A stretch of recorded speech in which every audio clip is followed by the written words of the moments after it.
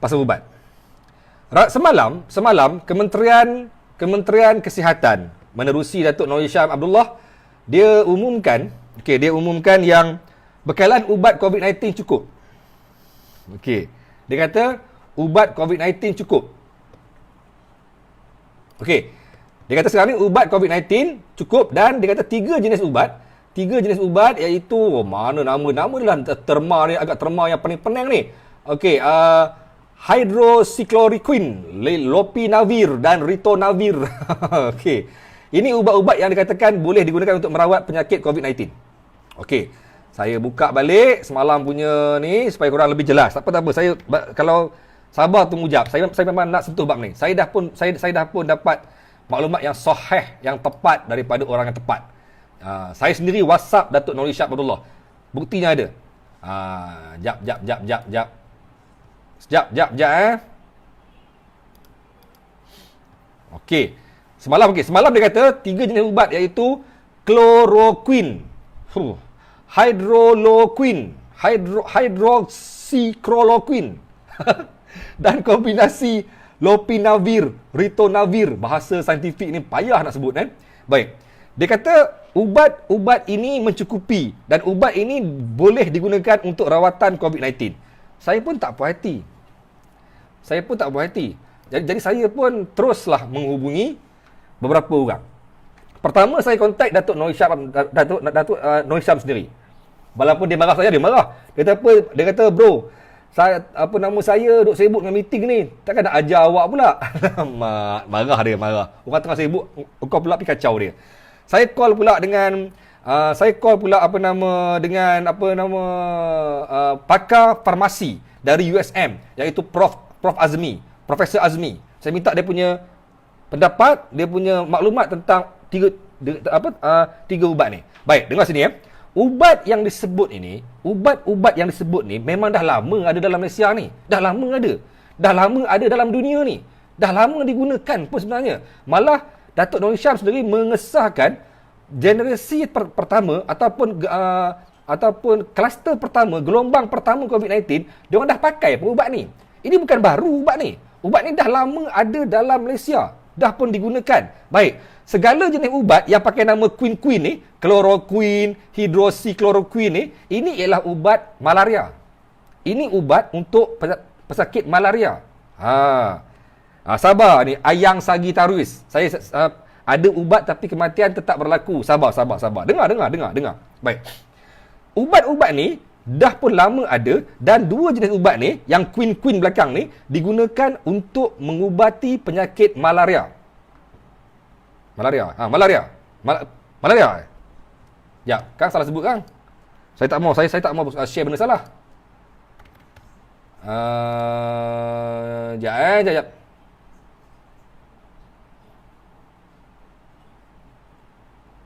Ya, malaria. Betul lah, malaria. Okey.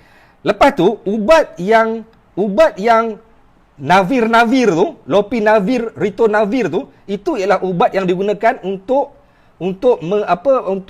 mengubati ataupun untuk merawat. Bukan mengubati ya. Salah perkataan mengubati tu. Bukan mengubati, untuk merawat pesakit HIV. Dua jenis yang berbeza ni. Satu ubat malaria, satu lagi ubat untuk HIV. Baik. Sekarang ni tuan-tuan, adakah ini ubat COVID-19? Tidak. Ini bukan ubat COVID-19. Ini ubat yang diuji untuk digunakan pada pesakit COVID-19. Ini ialah ubat malaria.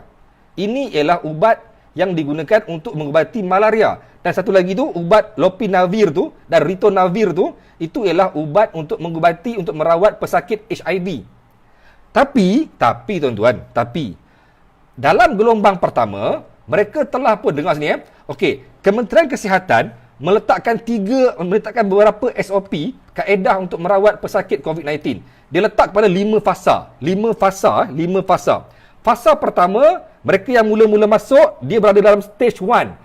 Penyakit dia tak berapa nak teruk lagi ni. So, tidak ada treatment yang diperlukan. Tidak ada ubat-ubat khas yang diperlukan. Cuma kawal dia punya demam, make sure dia sihat dan make sure dia pulih dengan sendirinya. Maksudnya kiranya dia ni masih lagi dalam stage 1, stage awal. So dia boleh dengan sendirinya virus ni boleh mati dengan sendirinya kerana antibody dia kuat. Baik, bagi mereka yang pergi ke stage 2, yang sampai ke stage 2, mereka akan menggunakan ubat malaria ni dengan dos-dos yang apa nama yang ditetapkan sebanyak 400 mg. 400 mg. Dos yang akan digunakan 400 mg selama 4 hari. Selama 4 hari. Kalau dah pergi ke stage 3, mereka kena tingkatkan dengan menggunakan ubat hydroxychloroquine ni, okey, pada hari untuk sehari, dan mereka akan tambah pula ubat lopinavir. Tadi dalam stage 2 tak ada pakai ubat HIV ni, tapi dalam stage 3 dah mula campur dengan ubat HIV. Masuk stage 4, diorang akan lebih tingkatkan lagi ubat-ubat ni. Masuk sekarang ni, ini bukan ubat untuk COVID-19, tapi ubat ni dicuba dan dikaji ada berkesan kepada pesakit COVID-19, tuan-tuan. Tapi sekarang soalnya, kalaulah ubat ini boleh merawat COVID-19, kenapa dia tak terus claim, kenapa tak terus guna untuk rawat pesakit COVID-19, tuan-tuan? Itulah namanya penyelidikan. Saya tunjuk, saya bukan sembang kosong, saya bukan sengaja nak buat cerita. Okey, sekejap. Okey, saya switch sekejap, sabar, skrin akan switch. Sekejap Pam, switch. Saya terus kontak dengan Datuk Nur Hisham Abdullah. Baca saya punya komen. Sebab ramai yang keliru menyangkakan sudah temui penawarnya dengan laporan semalam mengatakan boleh digunakan merawat COVID-19. Saya maafkan saya, Datuk. Saya siap-siap minta maaf. Dia kata apa? Kan saya kata kajian, penyelidikan yang dikendalikan oleh WHO. Lepas tu, dia kata apa ni? Penggunaan secara off-label. Off-label. Okey. Kembali ke skrin depan. Okey. Maksud penggunaan secara off-label. Okey.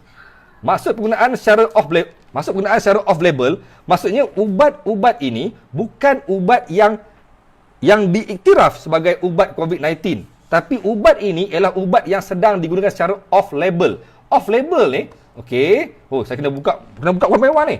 Saya berhubung dengan 2-3 orang. Okey. Okey. Off-label bermaksud unapproved indication. Unapproved indication. Ubat yang tak dapat kelulusan lagi dan hanya berstatus trial. Okey. Maksudnya, ubat ini betul. Menurut kata Profesor Azmi, pakar farmasi di USM, ubat ini memang boleh rawat COVID-19. Memang boleh rawat COVID-19. Dan terbukti pun telah ada pesakit yang sembuh dengan ubat tu. Tapi ubat ini dalam unapproved indication, iaitu off-label. Maksudnya ubat ini belum lagi dikatakan sebagai ubat yang boleh diiktiraf sebagai ubat COVID-19 kerana masih dalam kajian. Ini saya dah tunjuk kata KP Kesihatan, yang dia masih lagi dalam penyelidikan. Maksudnya ialah kemungkinan ada komplikasi ataupun ada kesan-kesan sampingan lain. Contohnya, mungkin ada pesakit darah tinggi tak sesuai. Mungkin ada pesakit kecil manis tak sesuai. Mungkin budak tak sesuai. Mungkin sekian-sekian tak sesuai. Jadi mereka tak boleh terus claim ubat ini confirm boleh digunakan untuk pesakit COVID-19. Tak semua orang boleh menggunakan semua jenis ubat. That's why sekarang ni diorang tengah kaji pelbagai jenis ubat. Mungkin ubat ini sesuai untuk orang ini. Mungkin chloroquine boleh guna untuk orang ini. Mungkin remdesivir boleh guna untuk orang ini. Mungkin lopinavir boleh guna untuk orang ini. Setakat ini belum ada satu ubat pun yang memang sahih untuk orang-orang tertentu dan dalam proses penyelidikan. Kesimpulan dia, betul telah ada ubat yang dikatakan, yang ditemui dan telah pun digunakan dalam gelombang pertama lagi dan telah pun berhasil. Ada yang sembuh pun. Tapi tidak semua orang boleh digunakan dan sekarang ni dalam kajian lagi dan dia tak boleh claim sebagai ubat COVID-19. Ini hanya off-label ataupun unapproved indication kerana mungkin ada komplikasi daripada ubat ini. Dan kalaulah ubat itu digunakan kepada orang yang salah, lagi naya sebab akan menyebabkan komplikasi lain pula kepada pesakit tu. Saya dapat daripada 3 sumber yang sahih. Yang pertama daripada Datuk Nur Hisham sendiri, yang kedua daripada Profesor Dr. Azmi, iaitu pakar farmasi dari Universiti Sains Malaysia, dan yang ketiga daripada seorang doktor di Kedah. Bermaksud saya bukan kongsi saya punya experience ataupun saya punya pengetahuan. Saya bukan doktor, saya bukan nurse, saya bukan ahli farmasi. Saya kaji secara detail. Saya tanya orang seorang-seorang ni. Kesimpulannya tuan-tuan, ubatnya memang dah ada. Ubatnya memang dah ada pun digunakan. Maaf, dah ada pun digunakan. Tapi dia belum boleh diklaim sebagai ubat COVID-19. Ini ialah ubat malaria dengan ubat HIV. So saya rasa, adakah saya punya penerangan ni jelas? Ataupun korang rasa saya masih lagi shock sendiri ke apa ke? Atau korang rasa macam saya buat korang rasa frust dengan saya punya explanation? China mungkin guna ubat yang sama. Mungkin. Sebab ada banyak jenis ubat yang sekarang ni digunakan. Sekarang tuan-tuan, menurut kata Profesor Azmi, sekarang ni, yang Kementerian Kesihatan ataupun WHO tengah struggle, bukan ubat tau. Bukan ubat. Ubat ni, memang dah ada ubat yang digunakan. Yang mereka tengah pening sekarang ni, tengah duk struggle ialah mencari vaksin. Yang paling utama ialah vaksin sekarang ni. Sebab vaksin tu yang akan secure. Contohnya, dulu kita semua takut dengan penyakit polio. Ingat tak dulu? Polio, ketika masuk ke negara kita, semua orang takut. Sebab dia memang sangat-sangat berbahaya. Dan apabila ditemui vaksin polio, dan sekarang ni semua budak-budak diberi vaksin polio, akhirnya polio ni dapat dikawal supaya dia tidak menjadi masalah kepada negara kita. Dan kerana itulah sekarang ni COVID-19 perlunya mereka segera mencari vaksin. Kerana apabila ramai orang yang belum kena ni dapat disuntik vaksin tu ataupun dapat diberi vaksin tu, lebih baik, sebab mencegah lebih baik daripada merawat. Kan? Jadi sekarang ni ubat memang telah pun sedang dikaji, tapi vaksin belum ada. Okey. Thank you kerana korang faham. Bagi mereka tadi saya nampak ada seorang dua yang komen, saya tak layak, saya ni bukan orang yang layak untuk memberi pendapat tentang hal-hal ubat-ubat ni. Tak apalah tuan-tuan. Saya tak minta korang dengar pun pendapat saya kan. Saya tak minta pun korang setuju dengan pendapat saya. Tapi ini bukan pendapat saya. Ini bukan pendapat. Ini fakta daripada yang saya korek daripada Ketua Pengarah Kesihatan sendiri. Saya dah tunjuk bukti dia. Saya korek daripada Ketua Pengarah KKM sendiri, dan saya bercakap dengan pakar daripada unit farmasi USM, iaitu Profesor Dr. Azmi. Daun semambu semua ni saya tak mau cerita sebab saya tak tanya pasal daun-daun ni. Okey. Baik tuan-tuan. Jadi situasi sekarang menunjukkan yang kita ada berita baik. Berita baiknya ialah ubat memang ada. Tadi ada yang tanya, kalau ada ubat kenapa ada yang mati? That's why lah saya dah explain tadi. Ini bukan ubat COVID-19. Kalau ini ubat COVID-19, maka ramailah yang akan sembuh. Tak adalah yang akan sakit teruk. Tapi mati itu kerja Tuhan. Kan kata saya ni pandai-pandai pula. Makan ubat confirm sihat. Tak. Mati itu kerja Tuhan, tapi rawatan itu kerja kita, kan? Jadi sekarang ni bukan semua orang boleh sembuh dengan ubat tu. Sebab dah pun dikatakan ubat ini bukan ubat COVID-19. Ini ubat malaria dengan ubat HIV. Maksudnya kalau ada yang tak sembuh kerana ubat ni, iyalah, Pak, ini bukan ubat COVID-19. Okey. Jadi memanglah ada yang meninggal, ada yang mati, ada yang teruk kerana dia mungkin tak sesuai dengan ubat tu. Tapi ada yang sembuh. Bila ada yang sembuh bermaksud, betul lah ada orang yang berjaya dipulihkan dengan ubat itu. Adakah anda faham?